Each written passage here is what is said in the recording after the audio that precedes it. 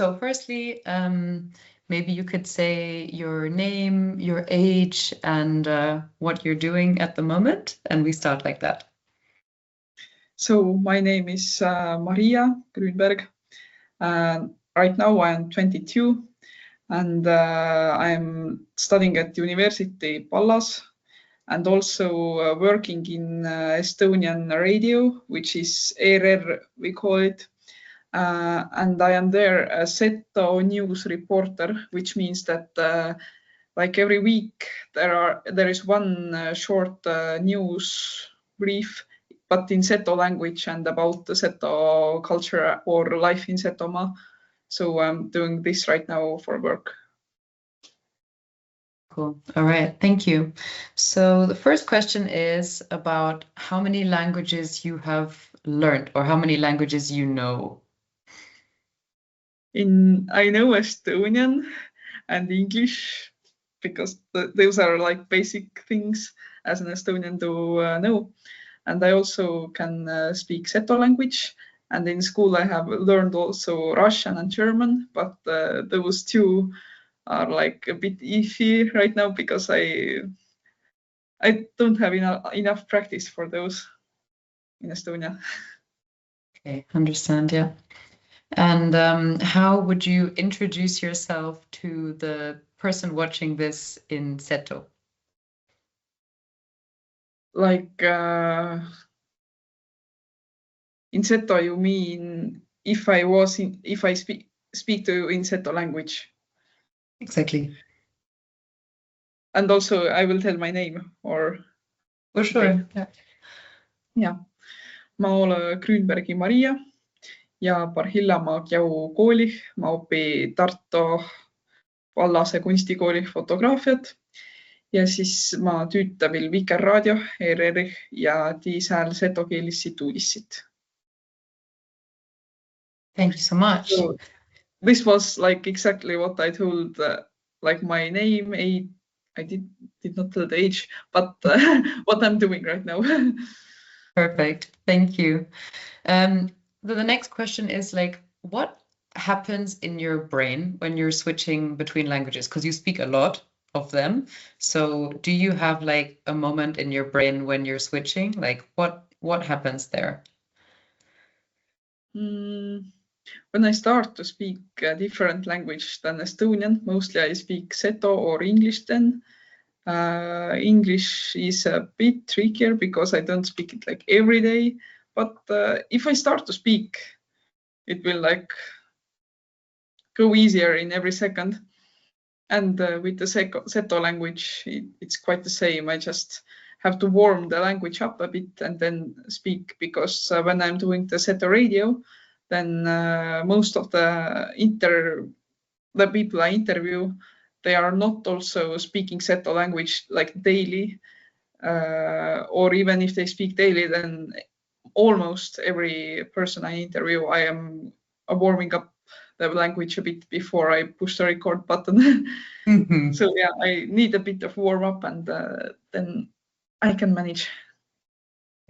That makes total sense. It's just like, it's tricky when there's so many languages and you're moving between them, like stuff gets very like rusty when you're not using it all the time and you have to kind of remember, but your English is perfect. Like, honestly, no worries about that. It's amazing. For the next few questions, I wanted to ask, I forgot in the beginning, are you able to write down the answers that you say in Seto? It's just going to be like 1 or 2 words per answer, like into your phone or into your laptop. Just so like after the interview, you can send me the words that you type. Okay, so you are going to ask me some words? For sure. So I would ask you for the next question, what do you think is the most beautiful word in Seto? In Seto? Right now, I will write down 2 words which I like the most. One is parhilla. It means right now. I just like the vocal harmony in it. And also I really like the word mojo, which is maybe. And this is yeah, also one of my favorite words in Seto language. Beautiful. I love it. And on the other side of that, like, what would you say is like the ugliest word in Seto?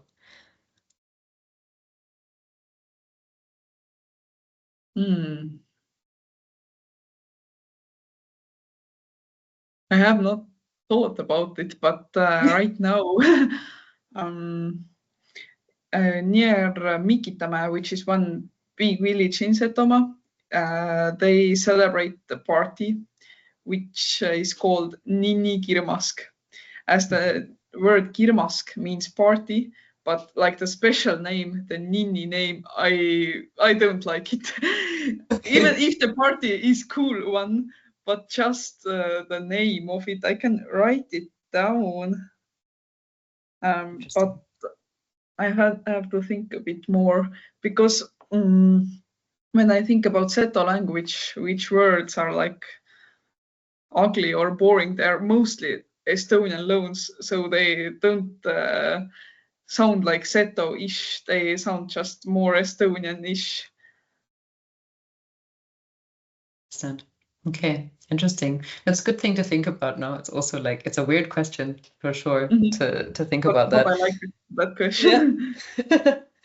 Yeah.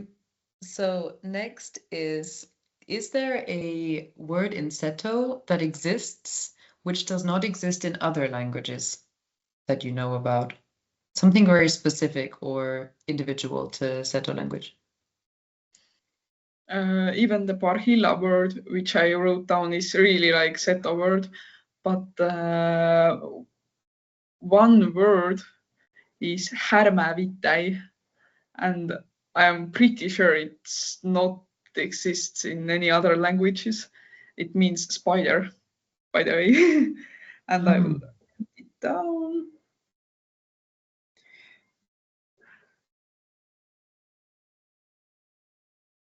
Okay. Do you know, I mean, I don't know, these exist in some languages, not in all, but like, do you have a short rhyme or like a tongue twister? So a rhyme that is maybe like quite difficult to say that you have in Seto.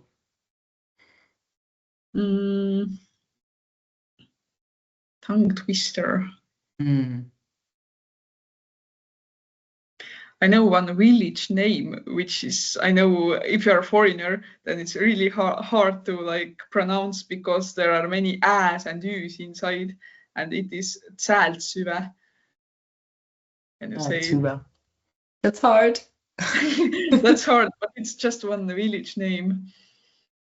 Tongue twister.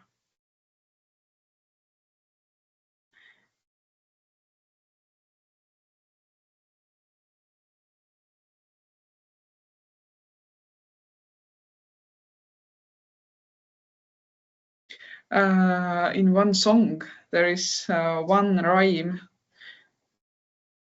and most, if you're like frequent Seto language user and singer, then it's not a problem.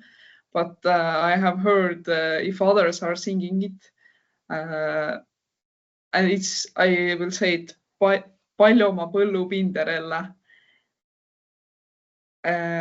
It if I have to translate this, I spent a lot of time near the fields, but the pronunciation of L, do you say L or L? I can tell if you are not Seto speaker if you don't get it right first time. Okay. It sounds complicated. For me, it would be very complicated, I'm sure. Okay, great. On that kind of like theme of like rhymes, do you have a particular song or a story which maybe your grandparents or the older community passed down to you, which is very important to you? Most songs which I have learned from older community members, and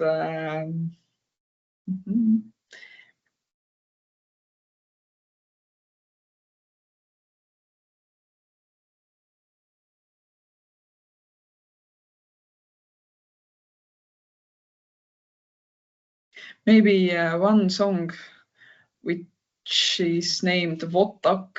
It's a bit Russian sounding name, but it's okay. And it is about making clothes from flax. So you start from sewing the seeds and you end up with sewing a shirt and then wearing it. And I think this is one of those really important songs because when I started to go to the primary school, I tried to go to one school in Tartu which required a bit of musical skill. And then they asked me if I can sing any songs. And they were expecting some kind of easier children's songs. And then I just pulled out the whole Seto Olelo singing about how to make clothes from just seeds and flax. And yeah, I can tell this is one of those really important songs for me. Amazing. Okay, could you like write down the name of the song or tell me the name of the song? I will write and I will tell what duck. Maybe it has a chat here.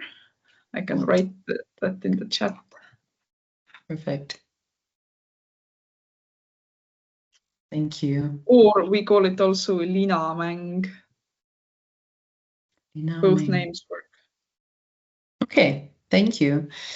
Do you have something you can think of that you find is the most difficult, like with learning Seto language? Like, what did you struggle with the language learning? I think the biggest struggle right now is the usage of Estonian even, because as Estonian Seto are, yeah, they are relative languages, they're quite similar. And then if you start to speak in Seto language, and as you are Estonian speaker, like those Estonian words slipping in is a problem. Like me, also other younger Setos and even older Setos are struggling with those Estonian words which just slip in. This is like the one really big problem. But another is also the lack of words, because I know Seto language is rich, but there are many like old words about farm life and animals and farm tools which are not used anymore, and they're quite forgotten also. But in Seto language there are not very many words for like newer things, like for maybe how to tell how is laptop in Seto language. Like luckily they have founded a word for it, which is üsäpuutri, also a quite tongue twisty word. But yeah, if you want to say I will call, or all that new modern technology stuff, something about cars, news, like, yeah, I think Seto language will need more modern words to keep it alive, because if I want to speak in Seto language in my everyday life, I need those new words, not to make more Estonian slip-ins, or even I have one friend I am speaking with her all the time in Messenger in Seto language. And we have also found out that Setonglish is also a thing, like where when we are speaking in Seto and then English words slip in. Oh, wow. I'm not Okay. sure if it's a problem in like larger scale, but yeah, as in Seto language there are many old words and not so many new words, then it just happens. Wow. It's so interesting. But this is just such a classic thing, you know, that the majority language is like sliding in there as well. And this, like, we come across this a lot in like the other languages that we're working with, particularly when I'm speaking to young people who say like there are not enough words in the dictionary of this language that we can express ourselves because it has not been modernized in the last 20 years. You know, and if you think about how much like the Estonian or the English dictionary is changing and being updated all the time, this is just not happening for other languages a lot of the time. So it gets very like, it feels very old sometimes as well, which is sad, you know. Okay, and do you have a favorite saying? Like we already had a tongue twister, but like, do you have a favorite like phrase in Seto? Phrase in Seto. Well, I started to speak in Seto, but I really like maybe two sentences. First one is hüä Seto rahvas, which is like if anyone starts a speech and talking to Seto people, he or she will say hüä Seto rahvas, which means like good Seto people, and then the speech will begin. And also one really old sentence, like the sentence is not old, but the words used in there are really, really old. When I was a candidate to the Noor Sootska, which is like the younger Sootska or youngsters head in Setomaa, then one older Sootska asked me, can you translate this sentence? Härme Vitai kuljatas tiranikupite ja kai hinnast varjokaetusest, which is in translation, the spider was walking on towel and looking at the mirror. So, and all words there are really like ancient set of words. Yeah. So no newer words used, but I just like the purity of the sentence. And also, as I was really young then, I could not translate it. And later I asked the older Sootska that, can you please tell me what it means? And yeah, then she translated it to me. And after this, I just learned it by heart, and now I am saying it everywhere because it just sounds cool. I like it. It's great. Also, the image of the spider. It's like, that's very funny. I like it. All right. Amazing. Thank you. So I would like to ask a couple of questions about like a bit more about like you and your experience. So the first question is, where are you from and what was it like to grow up in your community? So I am from Tartu town or city. This is located in southern Estonia, not in Setomaa. But growing up here, I liked it because Tartu mostly is like the Tallinn is the biggest city in Estonia, but Tartu is the second one. And most Tartu people say that Tartu is the perfect size for a city because it's not too big, but we have everything here. Like we have different shops, we have theaters, cinemas, everything you need for a city life. But yeah, it's not too big. So growing up here meant for me quite many options to do. Going to school, the school is right now really near my house, so it was easy to go there. And as I live in Tartu also right now, I am really satisfied with it, and I am happy that I grew up here and learned the city quite young, so I can now just walk everywhere and know where the stuff is. That's a really, really lovely city, as I already said.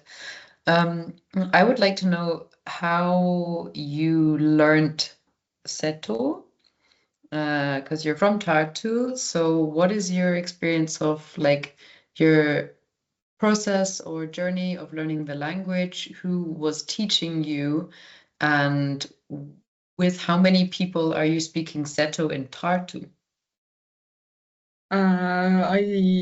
My first touches with Seto language were in my really early ages because my great grandmother spoke Southern Estonian dialect or language, and also she was a really good singer. And also those songs that my great grandmother sang were passed down to my mother. So they both sang to me songs in like old Estonian or even Southern Estonian language, also some Seto songs.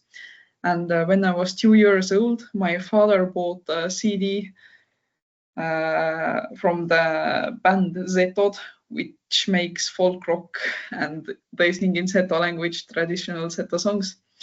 And then when we're driving somewhere to countryside or wherever, I ask always to put those Seto CDs on. And later, when new CDs dropped, I got them also. And so all my childhood were filled with Zeto's Seto songs, and like there maybe came my passive Seto language. And when I was 15, then I got selected as Setomaa Noorsootska. And then I had spoken a bit of Seto language. I was singing in one Seto choir, so I knew a bit more, and also I got some practice to practice my Seto language and also sing in this.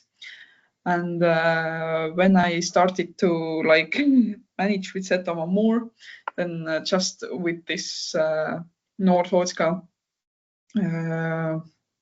year, I learned to speak it like fluently. Thanks also to the Ülemsootska Aare Hõrn, who speaks Seto language like every day, and he has really good Seto language.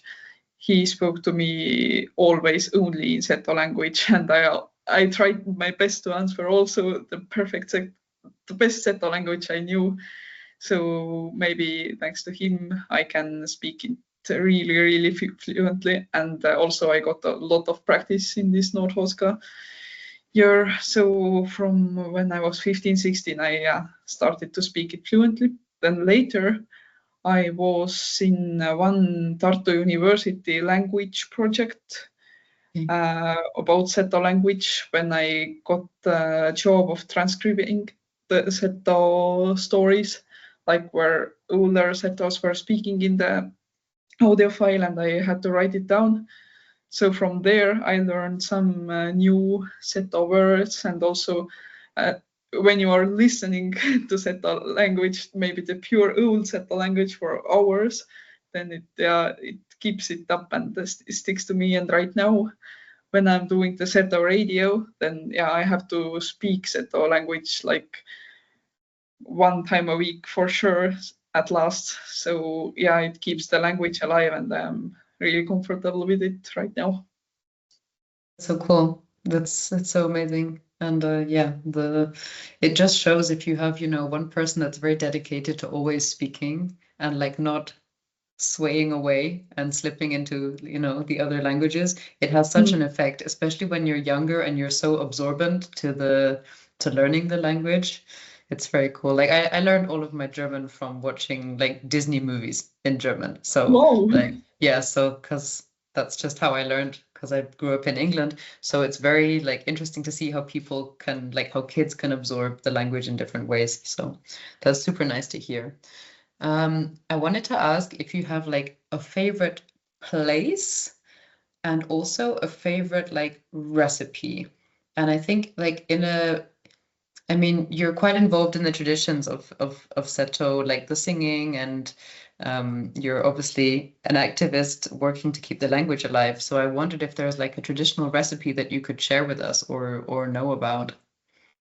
Like recipe how to speak Seto language. No, what to eat. I mean, like in terms of food, or like a special, like a special place to you, or a special recipe to you, or something that is like important to your family, to your culture. Firstly, I forgot that in the question before you asked how many Seto people I am now speaking Seto language in Tartu, and I can tell it's about maybe 30, because in Tartu there are quite many Setos living here, and in Tartu there are 2, even maybe 3 Leelo choirs, and I am singing right now in, I can say 2, but really 1.5, because I'm struggling with my calendar also to go everywhere. But about 30 people. But about the places and recipes, like maybe the most important recipe is how to make sõir. I hope when you were in Setomaa, they spoke to you about sõir or no? This traditional cheese. Oh, the cheese. Yeah, the cheese. Yeah. Like this is really a Seto kind of a food. It's easy to make, everyone loves it, and yeah, every year on the Kingdom Day there is also a competition who can make the best syr. I have attended there. My best friend has attended there, and also I learned it with my best friend. Like we took the recipe paper out. It was just one night in my kitchen, and then we were just trying to make it, and then we made it, and it also went well. And after this, yeah, quite satisfied with my syr, which I do. And also, when I first time visited my boyfriend, then I also made him some syr, and he really liked it. As also he's not Seto, so he did not know the syr before, and it was a good surprise. But about place, okay, I can tell that Värska is important place in Setomaa because this is the biggest. I cannot tell. This is not a village in Estonia. We have like village, which is küla. We have Olev and Olevik, which is a bit bigger and bigger village. I don't know how are those even in English. But Värska is important. Petseri is important because it's like the capital of Setomaa, even if it's right now quite hard to get there. But in Seto's hearts, Petseri is still with us, and I can say that Petseri is really important, and also maybe the Koidula and Piusa train stations, because if you are young or you just love public transport or trains, this is the easiest way to get to Setomaa, is just to take the train and go to Koidula or Piusa. Great. Maybe those places. Mm-hmm. And how would you like describe in a few sentences, like, what are you doing now, your studies, your photography? Maybe you can do a small kind of summary of what you're working on right now. Right now, I am doing my schoolwork, but also dealing with my 2 creative projects. I have one project about birds because I really like photographing birds. Even not like this kind of way that I go to maybe forest and wait for 7 hours to see one rare species, but I really like birds in city life, like if they go to some cafes and pick up some bread crumbles or some crows just roaming around in the middle of the streets. I really like those city birds, and I am right now making one. Maybe I hope it will be an exhibition, maybe this year, maybe next year. But yeah, about street birds in Tartu, and maybe also a bit in Tallinn and everywhere else where I have been and photographed them.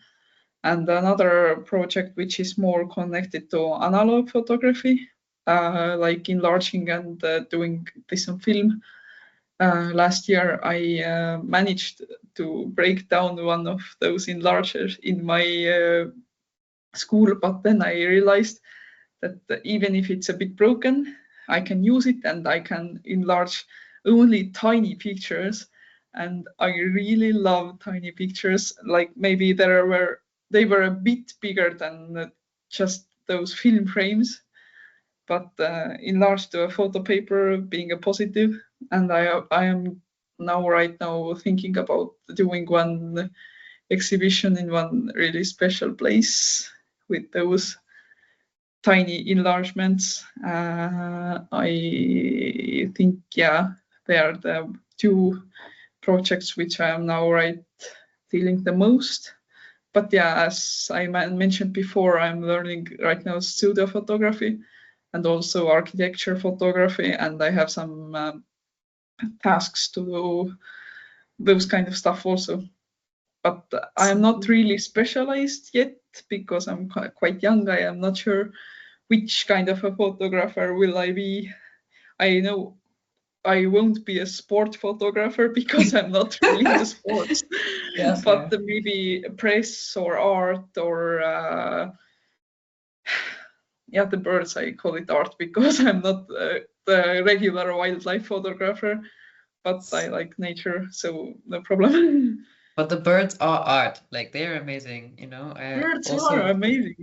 they're amazing. I'm getting like into bird watching. Like I'm very interested because my partner is also a bird watcher, like very keen. So like when I'm outside, I will just, you know, when you start noticing and you know the names, you really are just so much more awake to like what kind of birds they are. And then you really want to like see as many as possible. It's super addictive, I think. So I totally get that. It's so cool. I hope that you can have an exhibition. That would be so nice. Um, I wanted to ask, do you have like, do you see a connection to like the Seto traditions and culture and the art that you are making today? Does it affect in any way your photography, your creativity now? Yeah, quite heavily even because I am when I go to Setomaa, when I go everywhere, I am taking my camera with me, but I also like shooting in Seto traditional costumes, uh, also some kind of more creative or artsy stuff. And as my Seto choir is made of young people, which are all like, yeah, let's do it, let's do your crazy photo project. So it's easy for me to do this with my friends and singers. And when I go to Setomaa, I always photograph something because it is inspiring. I get so many ideas from Setomaa, and also I'm not like maybe paid collaborator, but I really like to tag also Visit Setomaa to show my art to maybe more people and also helps Visit Setomaa benefit from me. So yeah, we do some some kind of photo trades, and also as Seto people know me as a photographer, they have asked me to shoot some parties or camps or events there. And as I know the parts of Seto culture, then I know what to photograph and how to photograph because yeah, it is different from the regular Estonian life and parties and culture. So I think how to shoot Seto events, you have to be like really in the community or from very, very far from Setomaa. Like some years ago, one Italian photographer, Luca Berti, went to Setomaa, and I really like to look at those photos, like how Italian guy sees Setomaa. Yeah, so I think to shoot Seto stuff and make it cool, you have to be from Setomaa, from the community, or you have to be from really, really, really far from Setomaa. Okay. It's very cool. It's very interesting. It's like very, very close and very trusted or very, very distanced. Like there's those are the two options. Okay. So a little bit more about specifically your art, like whether your photography or your singing. Um, do you have any like artistic heroes or role models? And can you write down their names as well as saying them? Mm-hmm. Uh, Instead of singing, I think I can say most of those set of singing mothers are our idols.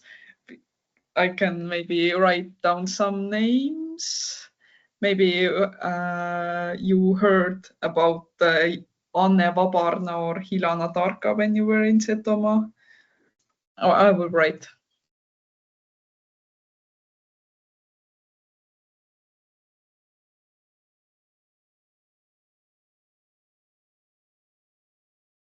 And what is so special about it when you like hear those like older ladies singing? What is that like feeling? They know everything and they have those ancient vibes in their songs. Right now, those names I was writing, they are all unfortunately dead. They lived in maybe 20th century, but right now there are also some singing mothers. I will write their names also.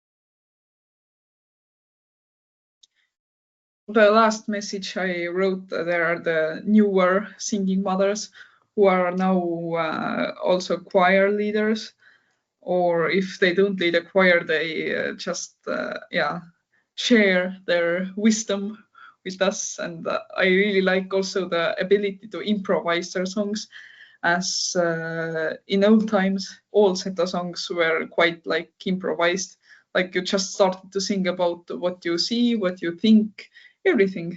And right now mostly Setos sing those old songs and not improvising too much.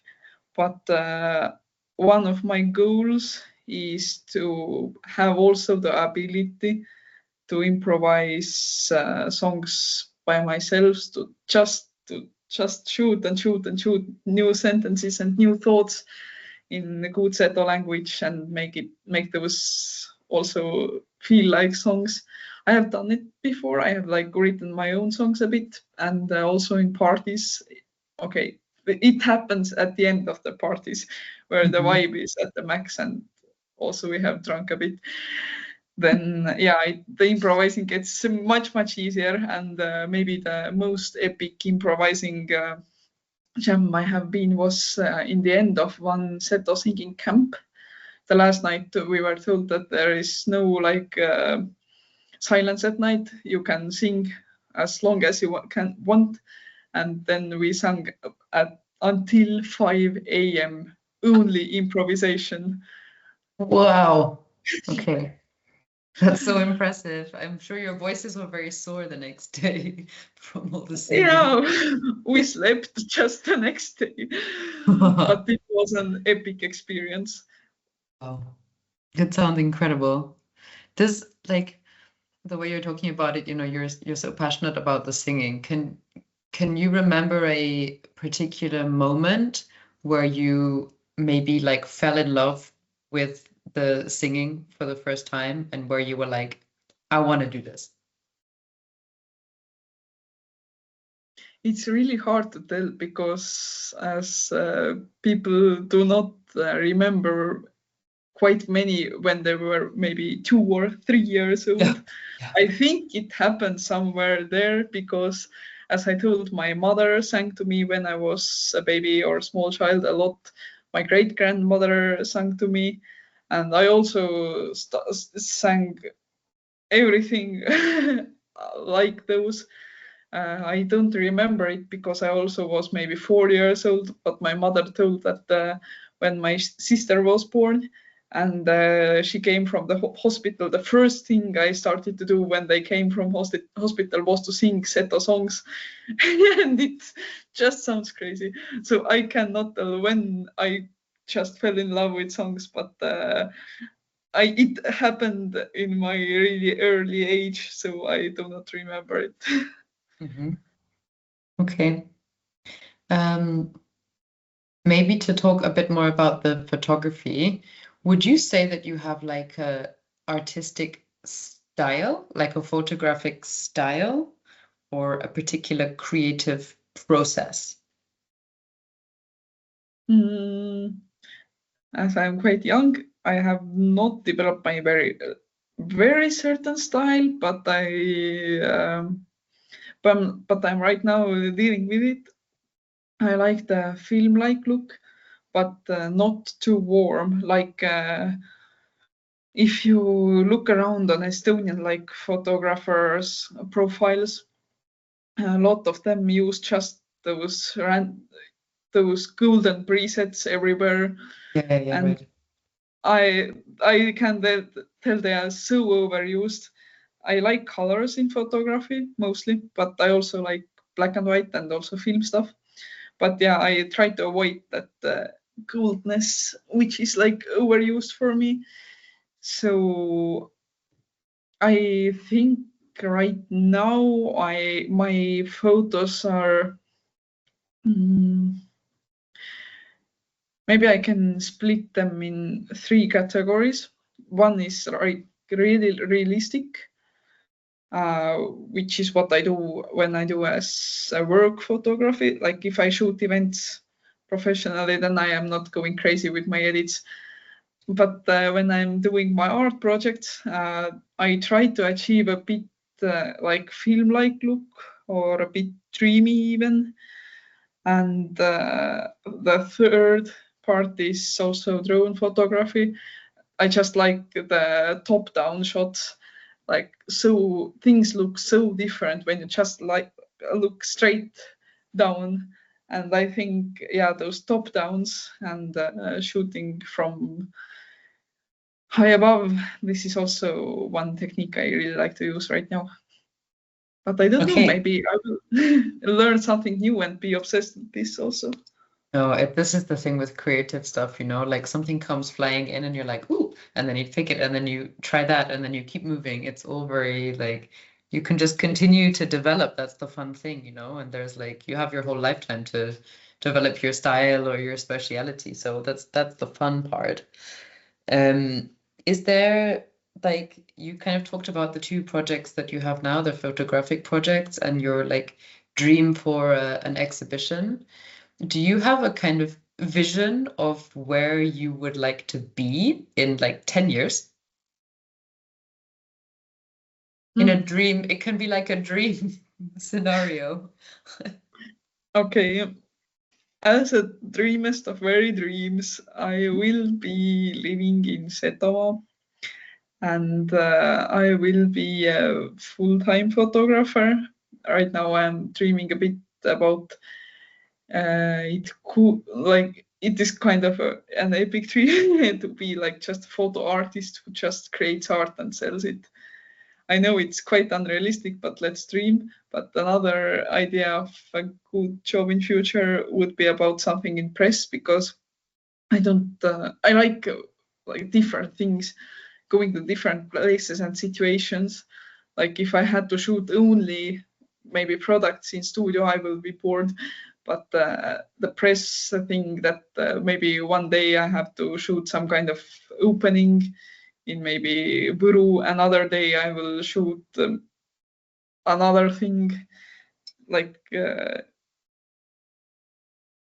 just not to keep the routine and having different events daily. I would love it. Amazing. That's very cool. And also maybe being a better Seto singer. I'm sure you're already amazing. But this is the thing. It's like you can always just keep working on your craft, practicing and so on. And it sounds like you have so many inspiring singers who have been before you, who have left such a legacy of music. And also there's so many photographers, as well. When I was studying photography, I had these books and books and books of other photographers who I just wanted to be like this. I wanted to make these pictures like they did. And you just have to keep pushing yourself to get there. So it's hard work. One photographer whose works really impressed me was Erik Johansson. Do you know him? I'm not sure. He's a Sweden surrealist photographer. But yeah, I am not doing surrealism right now. But just those crazy ideas and how he has created them without any AI, just like shooting and finding locations and then making it all together in Photoshop. It's really inspiring. I once was in his exhibition, and yeah, it was mind blowing. But also one Estonian photo artist, Kaupo Kikas. I went to his exhibition last week, and I have seen his photos also before. Also, really, really, really great photos. Amazing. I will check them out. Where are we? I wanted to ask you, this is like the last section. We have like 10 minutes more, so I'll try and be quick with this. It's a bit more about like it's kind of more community focused, these questions. So the first one is, what would you say that people stereotypically associate with Seto people, Seto language, and what is true and what is not true? First things I think are those national clothes, because they are really different from Estonian national clothes. It's the first thing, and it's also true. But yeah, we have to say we don't wear it like every day. Maybe we wear some pieces of those, maybe a bit of jewelry, maybe a belt. But yeah, we don't wear them every day. And another thing is, or maybe our elderly people, because yeah, as mostly folk culture is associated with elderly people, yeah, it happened also with Setomaa. It's a bit true, because elderly people can speak Seto language better or know those ancient wisdom better. But yeah, there are many young Seto people also, so we are not all old ones. And you're also, gonna shape the future of the Seto culture and language and so on. So everyone plays a very important role in that respect. Yeah, and maybe also to look from Tallinn, Setomaa is really far, and Tallinn people are quite arrogant. So they say all other Estonia is like, I don't want you to use bad words, but just shitty kind of village life with stupid people and broken roads.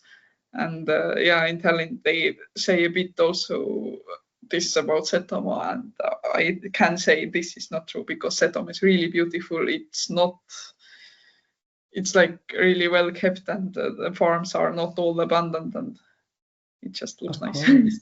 And you also cannot compare, it is just rude to compare a city's infrastructure to a village infrastructure. It's just not fair. So yeah, it's always these opinions coming from like people in the cities who are like, these people in the countryside, they just don't have the same whatever. It's like, yeah, but that's also fine. Like they are much better at other things than you are. So it's not really a fair comparison. I wanted to ask you about what you think people should be more aware of. Like if somebody knows like nothing about Seto culture and language, is there something that you think people should know about? Like if you're really new, just go to Setomaa and ask. We have really cool guide in Setomaa who is Helen, and ask her to show Setomaa to get it to get to know it better. Just go there and have no bad expectations. It's good to be respectful to Seto people, and maybe if you are really new to Setomaa and okay, this is more about when you're just being a bit more closer to Setomaa. Maybe you want to wear those traditional clothes. You have to wear them right, because many like newcomers don't know how to wear those correctly. Like there are so many details in Seto clothing which have to be worn on right time and right place.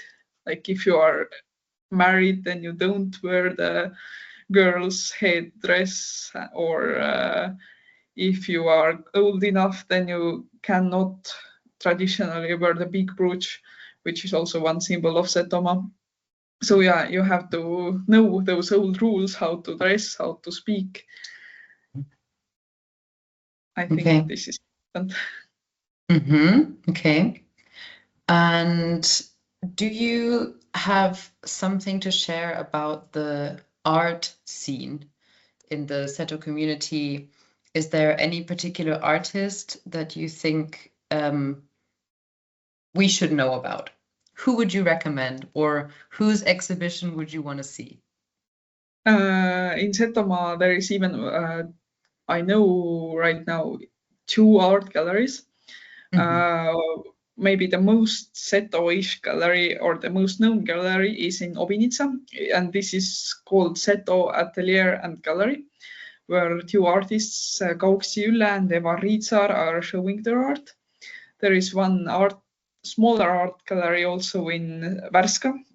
Jaan Tammik was maybe the artist name, I'm not sure. Yeah, Jaan Tammik. And there is one photographer. There are many photographers from Setomaa, but maybe the most known is Reigo Teervalt, who is now shooting events mostly, but also some kind of artsy stuff.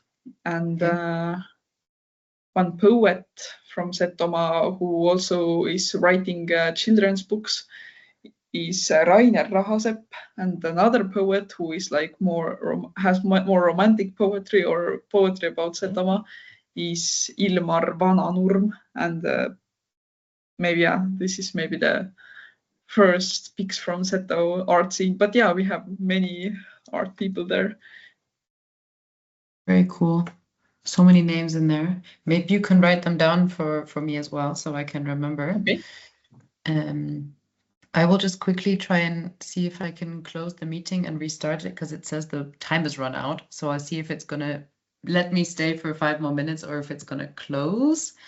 But it should be okay. It should keep going.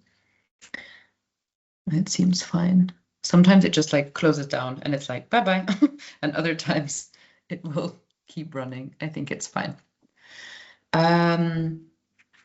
Also, like, something that I'm always thinking about, it's like, is about the challenges for not just for artists, but like for Seto people, for the community in general.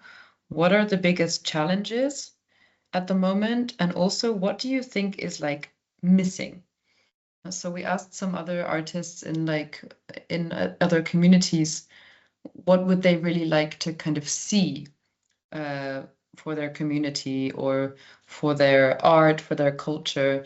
Is there like an initiative or something that is missing that would be so helpful or practical? Is there something that you can think of? Maybe for Seto community, the most important things are still connected with the Setomaa itself, as Setos live across the world, across Estonia, also some in Russia. So the most important place for Setos is Setomaa. So to keep the community strong and keep people living in Setomaa, I think Setomaa needs more places to work, more money, of course, and also it's quite utopic thing, but as right now Setomaa is divided between Estonia and Russia, there are many Seto villages on the Russian side where we just cannot go anymore. It's a big problem because many Setos have their properties or ancestors' graves or even relatives living on the Russian side, or even vice versa, some of those live in Russia and cannot go here.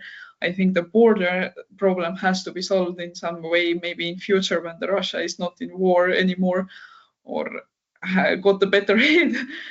And yeah, I think keeping the Setomaa, the region, up is the most important thing for Seto people right now. Or or yeah, about maybe more the language is that there should be more places or like learning ways to learn the Seto language. Like maybe if anyone could do Duolingo for Seto language or more language classes in Tartu or Tallinn or online, it could help the Seto language for being alive. I'm also thinking about Seto podcast because podcast is really good idea to like passively listen and listen and listen more. But also, yeah, I have done it a bit. I have recorded some episodes, but yeah, as it takes time and I don't have it too much, then yeah, just we need to do something for the language, yeah, also. Okay. When I was speaking to some young people they speak Burgenland Croatian, which is a language spoken in Austria, in Slovakia, in Hungary, across those borders. They said that the thing that they most want is a place where like more young people can just kind of talk to each other, like language spaces kind of thing, like community spaces where you have you can speak in Seto, for example, but like people are not judging you so much. Yeah. Because I know there is a lot of judgment going on in the community. There's a lot of hierarchy and proficiency. But do you think that there are enough spaces for young people to just like talk the Seto language and practice in a like analog way as opposed to a digital way as well? I can say that there are not too many of those. If you know some young people, then yeah, we can just meet up somewhere in Setomaa or at someone's place. But yeah, we don't have those community places too much. We have youth centers in Setomaa. They use Seto language a bit, but not too much. So yeah, it would be nice if we had those more. But as Estonians and Setos are not so like we have too many introverts or people who just like I don't know how would it work. Like if we have one space for young people to go and speak Seto language, I'm not sure if anyone goes there to just speak Seto language, but maybe to do some parties which are only held in Seto language, it could be maybe a better idea because yeah, there is the party factor next to the language factor. Also very important. It's an important factor for sure. Okay, so my one more question and then one more like ending sentence. The last question is, what advice would you give to other people from your community who want to become artists or artistic? I would recommend to just do what you like, practice a lot, don't be afraid of criticism. I think these three are the most important because if you don't practice, then you won't be a better. And if you are always afraid of some kind of criticism, then yeah, it also locks stuff. So yeah, do what you like and don't be afraid of criticism. That's very good advice. That's important for everyone, I think, in every sense of life as well. Okay, and to close the interview, would you be able to say one sentence in Seto language that you would like to say as a final for anybody watching this video? How would you like to say your conclusion? Aitüma kuulamast, aitüma kaemast ja ei ole veel Setomaale jõudnud seal aastal või seal kuul või seal nädalil või eski tämbe. Tulge Setomaale ja käige perre ilma vilom, sügis on illos ja te olete kõik oodet. Thank you. And for those who do not speak Seto like me, unfortunately, what was your closing remark? I told thank you for watching this interview and listening to me. And if you have not visited Setomaa this year or this month or this week or even today, then go to Setomaa. It's still autumn now, out right now. The weather is nice. And you are always welcome to Setomaa.